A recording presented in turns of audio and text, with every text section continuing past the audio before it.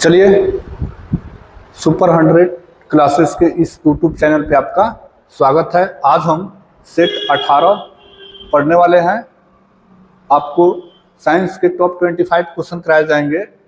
ये 25 क्वेश्चन आपके एनटीपीसी और ग्रुप डी एग्जाम के लिए मोस्ट इंपॉर्टेंट रहेंगे। सीरीज का नाम है दे दनादन ब्रह्मास्त्र। चलिए प्रश्न की ओर चलते हैं। प्रश्न एक है, भारत में सिलिकॉन वैली कहाँ स्थित है, यानी किस शहर को सिलिकॉन वैली के नाम से जाना जाता है। किस शहर को सिलिकॉन वैली के नाम से जाना जाता है?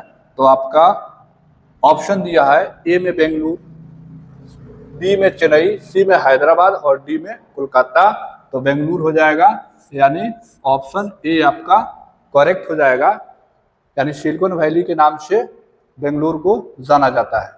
चलिए अगला प्रश्न है, सफेद सोना के नाम से जाना जाता है। सफेद सोना किसे कहा जाता है? ऑप्शन ए है चांदी, ऑप्शन बी है पारा, ऑप्शन सी है शुद्ध सोना और ऑप्शन डी है प्लेटिनम। तो सफेद सोना के नाम से प्लेटिनम को जाना जाता है। प्लेटिनम और एक और है कपास। कपास को भी शुद्ध सोना के नाम, उजला सोना के नाम से जाना जाता है, यानी सफेद सोना के नाम से कपास को भी जाना जाता है। चलिए अगर हम चांदी की बात करें तो चांदी का संकेत क्या होता है? तो चांदी का संकेत होता है Ag। अगर इसका एटॉमिक नंबर की बात करें तो चांदी का एटॉमिक नंबर कितना होगा? तो कहिएगा 47।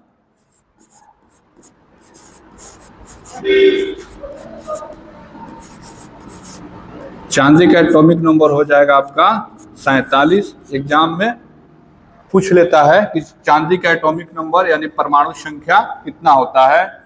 अगर हम पारा की बात करें, पारा इसका संकेत होता है Hg। तब पारा का एटॉमिक नंबर कितना होगा? पारा का एटॉमिक नंबर, तो पारा का एटॉमिक नंबर कितना होगा? तो कहिएगा 80 होता है, 80। तो ये आप याद रखिएगा। उसके बाद सोना यानी गोल्ड,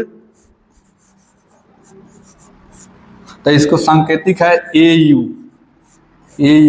तो अगर इसका एटॉमिक नंबर पूछे कि सोना का एटॉमिक नंबर कितना होता है, तो कहिएगा 79 यानी 79। और एक है प्लेटिनम। तब प्लेटिनम को Pt से सूचित किया जाता है। अगर प्लेटिनम के एटॉमिक नंबर पूछे, जब प्लेटिनम के एटॉमिक नंबर कितना होता है, तो इसका एटॉमिक नंबर होता है 78। तो ये आपको याद होना चाहिए। एटॉमिक नंबर एग्जाम में पूछे जाते हैं। चलिए 3 नंबर प्रश्न है, एक हॉर्स पावर कितने वाट के बराबर होता है? तो एक हॉर्स पावर जो है ये कितने वाट के बराबर होगा? तो ऑप्शन ए है 435 वाट, ऑप्शन बी है 305 वाट, ऑप्शन सी है 746 वाट और ऑप्शन डी है 976 वाट। तो आपका ऑप्शन सी करेक्ट हो जाएगा। 746 वाट जो है ये 1 हॉर्स पावर के बराबर होता है। चलिए 4 नंबर प्रश्न है, डॉपलर प्रभाव किससे संबंधित है? यानी डॉपलर प्रभाव ऑप्शन ए है ध्वनि से, ऑप्शन बी है जनसंख्या से, ऑप्शन सी है मुद्रा से और ऑप्शन डी है प्रचलन से। तो डॉपलर प्रभाव ध्वनि से संबंधित होता है, यानी ऑप्शन ए आपका करेक्ट हो जाएगा। चलिए नेक्स्ट प्रश्न है, निम्नलिखित में से विद्युत का सबसे अच्छा चालक कौन सा है? यानी विद्युत का सबसे अच्छा चालक कौन है? तो ऑप्शन ए है एल्युमिनियम, ऑप्शन बी है तांबा, ऑप्शन सी है चांदी और ऑप्शन डी है सोना। तो विद्युत का सबसे अच्छा जो चालक होता है आपका आंसर हो जाएगा सी चांदी। तो चांदी आपका करेक्ट आंसर है। चलिए नेक्स्ट प्रश्न की ओर चलते हैं, कौन सा जीव मिट्टी की उर्वरकता को बनाए रखता है? यानी मिट्टी अपवर्तन का काम करता है, मिट्टी को पलटने का काम करता है। ऑप्शन ए है चूहा, ऑप्शन बी है केचुआ, ऑप्शन सी है कॉक और ऑप्शन डी है जीवाणु। तो आपका आंसर करेक्ट हो जाएगा केचुआ। तो केचुआ को किसान का मित्र कहा गया है, यानी किसान का दोस्त कहा गया है। किसान का मित्र कहा गया है। केंचुआ को, ठीक है। तो ये मिट्टी को पलटने का काम करता है। चलिए 7 नंबर प्रश्न है, बिजली के बल्ब का फिलामेंट किस धातु का बना होता है? तो बिजली का जो बल्ब है इसका फिलामेंट किस धातु का बना होगा? ऑप्शन ए है कॉपर, ऑप्शन बी है आयरन, ऑप्शन सी है लेड और ऑप्शन डी है टंगस्टन। तो आपका करेक्ट आंसर हो जाएगा टंगस्टन, यानी ऑप्शन डी हो जाएगा। अगर टंगस्टन के एटॉमिक नंबर की बात करें तो टंगस्टन का एटॉमिक नंबर कितना होता है? तो कहिएगा 74। तो टंगस्टन को W से संकेत किया जाता है और इसका एटॉमिक नंबर कितना होता है? एटॉमिक नंबर यानी परमाणु संख्या या क्रमांक बात एक के है, ठीक। तो इसका हो जाएगा आपका 74 यानी 74 होता है एटॉमिक नंबर किसका? टंगस्टन का। अगर कॉपर की बात करें तो कॉपर का सांकेतिक यू होता है और इसका एटॉमिक नंबर 29 हो जाएगा। एटॉमिक नंबर कितना होता है कॉपर के? तो कहिएगा 29 होता है, याद रहना चाहिए जो कॉपर का एटॉमिक नंबर 29। अगर आयरन की बात करें, आयरन के संकेत, तो आयरन के संकेत हो गया आपका Fe और इसका एटॉमिक नंबर कितना होगा? तो कहिएगा आयरन के एटॉमिक नंबर कितना होता है? तो कहिएगा 26 होता है। एटॉमिक नंबर 26 होता है आयरन के। अगर लेड की बात करें हम, तो लेड को पीबी से सूचित किया जाता है, यानी इसका संकेत है पीबी और इसका एटॉमिक नंबर होता है 82। अगर इसका आप लेड के एटॉमिक नंबर तो कितना होगा? 82 यानी 82 होगा। तो इतना आपको याद रहना चाहिए। चलिए 8 नंबर प्रश्न है, हमारे आहार का निम्न में से कौन सा भाग हड्डी और दांत की संरचना के लिए आवश्यक है? यानी हम जो पोषण करते हैं, खाना खाते हैं, उसका कौन सा जो भाग है वो हड्डी और दांतों की संरचना के लिए आवश्यक है? ऑप्शन ए है पोटेशियम, ऑप्शन बी है विटामिन सी, ऑप्शन सी है कैल्शियम और ऑप्शन डी है लौह यानी लोहा, आयरन। तो ऑप्शन सी करेक्ट हो जाएगा। कैल्शियम जो है ये क्या है? तो हड्डी और दांतों के लिए आवश्यक तत्व है। चलिए 9 नंबर प्रश्न है, एकॉस्टिक विज्ञान किससे संबंधित है? तो एकॉस्टिक विज्ञान किससे संबंधित होता है? ऑप्शन ए है प्रकाश से, ऑप्शन बी है ध्वनि से, ऑप्शन सी है वायु से और ऑप्शन डी है धातु से। तो आपका करेक्ट आंसर हो जाएगा ऑप्शन बी ध्वनि से। तो ध्वनि से आपका एकॉस्टिक विज्ञान संबंधित होता है, ध्वनि से। इस सेशन को ज्यादा से ज्यादा शेयर कीजिए ताकि आपके दोस्त इस सेशन का फायदा उठा सके। कम समय में ज्यादा क्वेश्चन बनाना इस क्लास का लक्ष्य है कि आप कम समय में ज्यादा से ज्यादा क्वेश्चन को अटेम्प्ट कर पाए ताकि आपका रिवीजन हो सके। और 5 जून से आपका एग्जाम होने वाला है। चलिए प्रकाश तरंग किस प्रकार की तरंग है? प्रकाश तरंग जो है ये किस प्रकार की तरंग है? ऑप्शन ए है अनुप्रस्थ तरंग, ऑप्शन बी है अनुदैर्ध्य तरंग, ऑप्शन सी है उपयुक्त दोनों और ऑप्शन डी है इनमें से कोई नहीं। तो प्रकाश तरंग आपका अनुप्रस्थ तरंग होता है। तो ऑप्शन ए आपका करेक्ट हो जाएगा। अब समझिए, अगर हम अनुप्रस्थ तरंग, अनुप्रस्थ और एक है आपका अनुदैर्ध्य,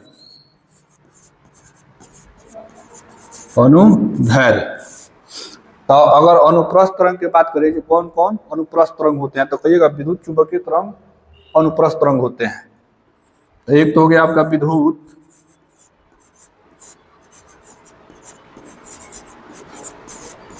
चुंबकीय तरंग। तो विद्युत चुंबकीय तरंग आपका अनुप्रस्थ तरंग होगा। जैसे में प्रकाश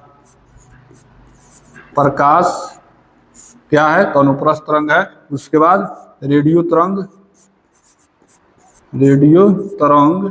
ये क्या है? तो कहिएगा अनुप्रस्थ तरंग है। उसके बाद देखिए पानी की सतह पर लहरें ये क्या होता है? तो कहिएगा अनुप्रस्थ तरंग है। अगर तालाब है तालाब या नदी, तो वहां पे एक पत्थर फेंकिएगा तो पानी की सतह पर तरंग उत्पन्न होगा, पानी की सतह पर एक तरंग उत्पन्न होगा, उसको हम क्या कहेंगे, तो अनुप्रस्थ तरंग कहेंगे। उसके बाद गिटार की तार में कंपन, गिटार की तार में कंपन, तो गिटार के तार में जब कंपन उत्पन्न होगा तो कौन तरंग होगा, तो कहेंगे अनुप्रस्थ तरंग होगा। यदि अनुदैर्घ्य तरंग की बात करें तो ध्वनि क्या है, तो कहिएगा ध्वनि तरंग जो होती है वो अनुप्रस्थ तरंग होती है। तो ध्वनि क्या है, तो अनुप्रस्थ तरंग है। उसके बाद एक अल्ट्रासाउंड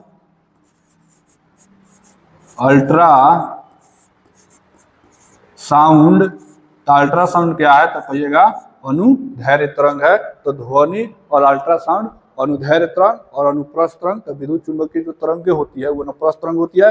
पानी की सतह पर जो लहर उत्पन्न होती है वो आपका अनुप्रस्थ तरंग है, और गिटार की तार पे जो कंपन उत्पन्न होता है वो अनुप्रस्थ तरंग है। चलिए 11 नंबर प्रश्न है, पास आती हुई रेलगाड़ी की सीटी की आवृत्ति बढ़ती जाती है, ऐसा किस घटना के कारण होगा। अगर मान लीजिए रेलगाड़ी है, ठीक है, तो वो आपके पास आएगी तो उसकी सीटी की आवाज बढ़ते जाएगी, तो इससे किस कारण होगा, तो कहेंगे डॉपलर प्रभाव के कारण। ऑप्शन बी आपका करेक्ट हो जाएगा। चलिए आप लोग के लिए मोटिवेशन है जो आपको ऊर्जावान बनाएगा और आपके चेहरे पे मुस्कुराहट लाएगा। अगर पाना है मंजिल तो अपना रहनुमा खुद बनो, वो अक्सर भटक जाते हैं जिन्हें सहारा मिल जाता है। चलिए अगले प्रश्न की ओर चलते हैं। सापेक्ष आर्द्रता मापी जाती है, तो सापेक्ष आर्द्रता किससे मापी जाएगी। ऑप्शन ए है हाइड्रोमीटर, ऑप्शन बी है हाइग्रोमीटर, ऑप्शन सी है इलेक्ट्रोमीटर और ऑप्शन डी है बैरोमीटर। तो आपका आंसर करेक्ट हो जाएगा बी, हाइग्रोमीटर से अपेक्षित आर्द्रता मापी जाती है। अगर हम हाइड्रोमीटर की बात करें, हाइड्रोमीटर के, तो कहिएगा तरल पदार्थ की घनत्व मापा जाता है।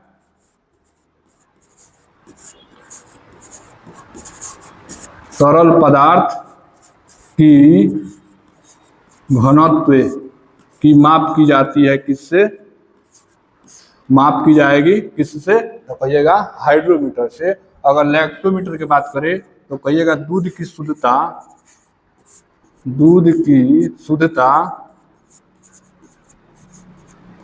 एवं घनत्व की माप की जाती है, किससे, तो लैक्टोमीटर से। और बैरोमीटर क्या है, तो बैरोमीटर में क्या कहिएगा, तो बोलिएगा वायुमंडलीय दाब को मापा जाता है, वायुमंडलीय दाब को मापा जाता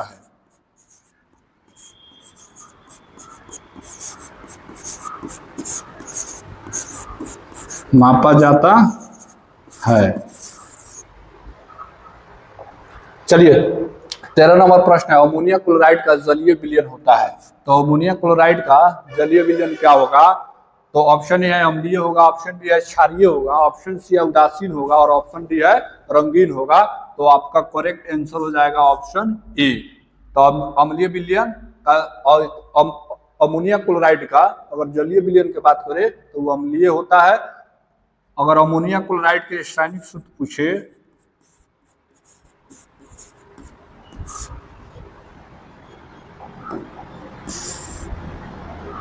अमोनिया क्लोराइड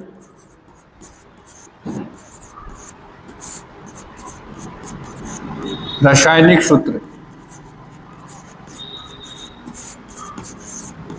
तो अमोनिया क्लोराइड के रासायनिक सूत्र याद रखिएगा NH4Cl,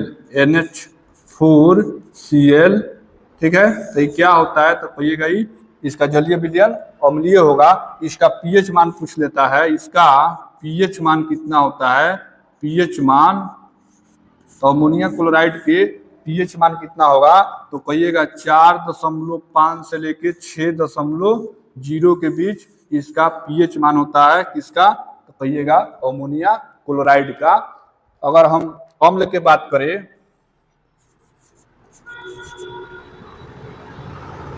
यदि हम अम्ल की बात करें, अम्ल तो अम्ल का पीएच वैल्यू कहाँ से कहाँ तक होगा, तो कहिएगा अम्ल का पीएच वैल्यू 0 से लेके 7 के बीच में होता है। ठीक है, 0 से लेके 7 के बीच में।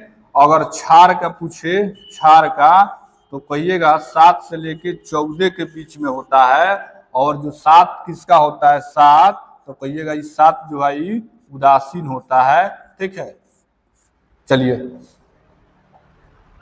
14वां प्रश्न है, आदर्श गैस की ऊर्जा निर्भर करती है, यानी एक आदर्श गैस है उसकी ऊर्जा किस पर निर्भर करेगी। ऑप्शन ए है दाब पर, ऑप्शन बी है आयतन पर, ऑप्शन सी है तापमान पर, और ऑप्शन डी है मोल की संख्या पर। तो आपका आदर्श गैस की जो ऊर्जा है ये मोलों की संख्या पर निर्भर करती है। ऑप्शन डी आपका करेक्ट हो जाएगा। चलिए नेक्स्ट प्रश्न है, निम्न में से कौन बेवकूफों का सोना या झूठा सोना के नाम से जाना जाता है। तो बेवकूफ के सोना या झूठा सोना के नाम से जाना जाता है जिसमें गोल्ड 0% होता है। तो ऑप्शन ए है गैलेना, ऑप्शन बी है फ्लोराइड्स, ऑप्शन सी है पायरोलुसाइट, और ऑप्शन डी है आयरन पैराइट। तो आयरन पैराइट को मूर्खों का सोना कहा जाता है। अगर आयरन पैराइट के रासायनिक सूत्र पूछे, रासायनिक सूत्र कितना होता है, तो कहिएगा Fe2 जो है ये क्या है, तो आयरन पैराइट का रासायनिक सूत्र है। और आयरन पैराइट को बेवकूफ का सोना कहा जाता है। कभी कभी पूछ लेता है इसमें सोना का प्रतिशत कितना होगा, यानी गोल्ड सोना यानी Au का परसेंट कितना होगा, प्रतिशत, तो कहिएगा इसमें सोना की मात्रा 0% होता है। ठीक है, इसे चलिए अगला प्रश्न है 16 नंबर, मिनीमाता रोग किस कारण होता है।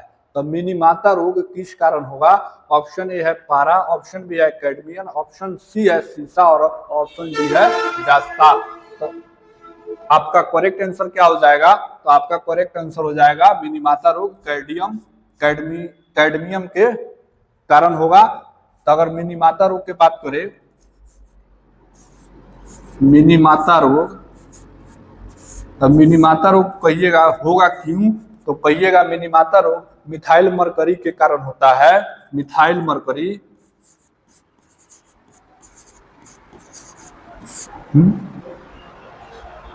एक मिनट, मिनीमाता रोग किस कारण होता है, तो मिनीमाता रोग पारा के कमी के कारण होता है। पारा के कमी के कारण होगा। तब मिनीमाता रोग होता क्या है, तो समझिए मिनीमाता रोग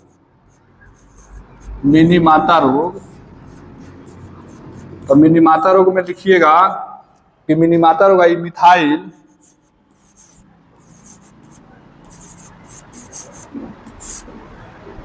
मरकरी के कारण होता है।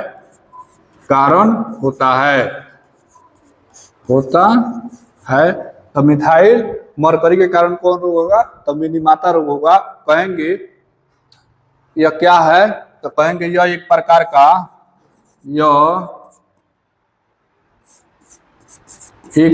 का कार्बनिक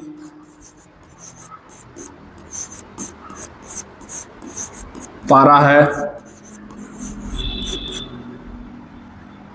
या दूषित मछली या समुद्री भोजन के सेवन से मिनीमाता रोग होता है।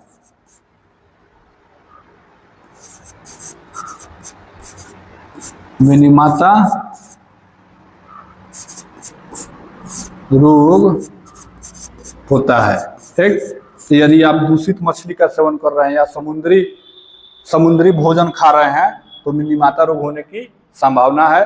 चलिए 17 नंबर प्रश्न है, हमारे भोजन में संरचनात्मक खाद्य पदार्थ है। भोजन में कौन सा संरचनात्मक खाद्य पदार्थ है। ऑप्शन ए है वसा एवं विटामिन, ऑप्शन बी है कार्बोहाइड्रेट, ऑप्शन सी है विटामिन एवं खनिज और ऑप्शन डी है प्रोटीन एवं कार्बोहाइड्रेट। तो जो है ना ये विटामिन एवं खनिज ये आपका संरचनात्मक खाद्य पदार्थ है। चलिए ऑप्शन 18 नंबर है मानव मस्तिष्क का वजन कितना होता है। तो मानव मस्तिष्क का वजन कितना होगा। तो ऑप्शन ए है 1100 ग्राम, ऑप्शन बी है 1250 ग्राम और ऑप्शन सी है 1350 ग्राम, ऑप्शन डी है 1500 ग्राम। तो कहिएगा ऑप्शन सी हो जाएगा 1350 ग्राम, या ऑप्शन में कभी ये भी देखने को मिलता है 1.4 ग्राम। ठीक, तो 1.4 ग्राम भी हो जाएगा, या इसी को आप 1400 ग्राम कह सकते हैं, 1400 ग्राम। तो जो मस्तिष्क का वजन होता है 1350 से लेके और 1400 ग्राम के बीच होता है। चलिए 19 नंबर प्रश्न है सूर्य की रोशनी से हमें प्राप्त होता है। तब क्या प्राप्त होगा सूर्य की रोशनी से। ऑप्शन ए है विटामिन ए, ऑप्शन बी है विटामिन बी, ऑप्शन सी है विटामिन सी और ऑप्शन डी है विटामिन डी। तो आपको क्या प्राप्त होगा। तो कहेंगे ऑप्शन डी हो जाएगा विटामिन डी सूर्य की रोशनी से प्राप्त होता है। 20 नंबर प्रश्न है मनुष्य के शरीर में सबसे छोटी ग्रंथि कौन सी है। तो मनुष्य के शरीर में सबसे छोटी ग्रंथि का नाम ऑप्शन ए है लीवर, ऑप्शन बी है पीयूष ग्रंथि, ऑप्शन सी है थायराइड और ऑप्शन डी है लार ग्रंथि। तो ऑप्शन बी आपका करेक्ट हो जाएगा पीयूष ग्रंथि, जो एक मोटर की दाने इतना बड़ा होता है। चलिए 21 नंबर प्रश्न है वर्षा की बूंदें गोलाकार क्यों होती है। तो वर्षा की जो बूंद है ये गोलाकार क्यों होगी। तो ऑप्शन ए है पृष्ठ तनाव के कारण, ऑप्शन बी है श्यानता के कारण, ऑप्शन ए है वातावरण घर्षण के कारण और ऑप्शन डी है गुरुत्वाकर्षण के कारण। तो वर्षा की बूंदें गोलाकार होगी पृष्ठ तनाव के कारण, ऑप्शन ए आपका करेक्ट हो जाएगा। 22 नंबर प्रश्न है रेडियो कार्बन काल निर्धारण किससे संबंधित है। यानी रेडियो कार्बन से किसका हम जीवन काल को निर्धारित करेंगे। ऑप्शन ए है मृदा का, ऑप्शन बी है सेल का, ऑप्शन सी है भवन का और ऑप्शन डी है जीवाश्म का। तो जीवाश्म का आयु का पता लगाने के लिए रेडियो कार्बन विधि का प्रयोग किया जाता है, यानी कार्बन 14 का इस्तेमाल किया जाता है। ठीक है, कार्बन विधि, कार्बन डेटिंग विधि, आपका आंसर हो जाएगा डी। चलिए 23 नंबर प्रश्न है ठोस कार्बन डाइऑक्साइड को क्या कहते हैं। यानी ठोस कार्बन डाइऑक्साइड को क्या कहेंगे। ऑप्शन ए है श्वेत बर्फ, ऑप्शन बी है नर्म बर्फ, ऑप्शन सी है सूक्ष्म बर्फ और ऑप्शन डी इनमें से कोई नहीं। तो ठोस कार्बन डाइऑक्साइड को ठोस यानी सूखा बर्फ के नाम से जाना जाता है। तो ऑप्शन सी आपका करेक्ट हो जाएगा। चलिए 25 नंबर प्रश्न, 24 नंबर प्रश्न है आलू किसका उदाहरण है। यानी जो आलू है किसका उदाहरण होता है। तो यहाँ पे ऑप्शन ए है रूपांतरित जड़ का, ऑप्शन बी है रूपांतरित पत्ती का, ऑप्शन सी है रूपांतरित तने का और ऑप्शन डी है इनमें से कोई नहीं। तो ऑप्शन आपका सी करेक्ट हो जाएगा। जो आलू होता है तने का रूपांतरित भाग होता है, तने का रूपांतरित भाग होता है। ठीक है, तो ऑप्शन सी आपका करेक्ट हो जाएगा। चलिए 25 नंबर प्रश्न है एक बैरल में कितना लीटर होता है। एक बैरल में कितना लीटर होगा। ऑप्शन ए है 109 लीटर, ऑप्शन बी है 149 लीटर, ऑप्शन सी है 159 लीटर और ऑप्शन डी है 169 लीटर। तो एक बैरल बराबर होता है आपका 159 लीटर, ऑप्शन सी आपका करेक्ट हो जाएगा। चलिए 26 नंबर प्रश्न है लालटेन या लैंप की बत्ती में तेल किसके कारण ऊपर चढ़ता है। तो किसके कारण चढ़ेगा। तो ऑप्शन ए है केशिकत्व के कारण, ऑप्शन बी है साइफन क्रिया के कारण, ऑप्शन सी है गुरुत्वाकर्षण के कारण और ऑप्शन डी है श्यानता के कारण। तो किसी लालटेन या लैंप की बत्ती में अगर तेल ऊपर चढ़ रहा है तो कहेंगे किसके कारण। तो ऑप्शन बी हो जाएगा केशिकत्व के कारण। केशिकत्व के कारण आपका तेल जो है ऊपर चढ़ेगा। तो केशिकत्व क्या कहेंगे, कहेंगे केशिकत्व को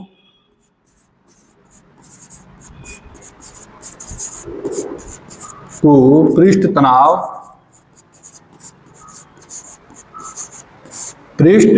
तनाव के कारण एक नली या छेद में तरल की ऊपर या नीचे नीचे उतरने की क्रिया है, उतरने की क्रिया है। ठीक है, तो ये क्या है तो कहेंगे केशिकत। तो केशिकत के कारण तेल जो है ऊपर चढ़ता है।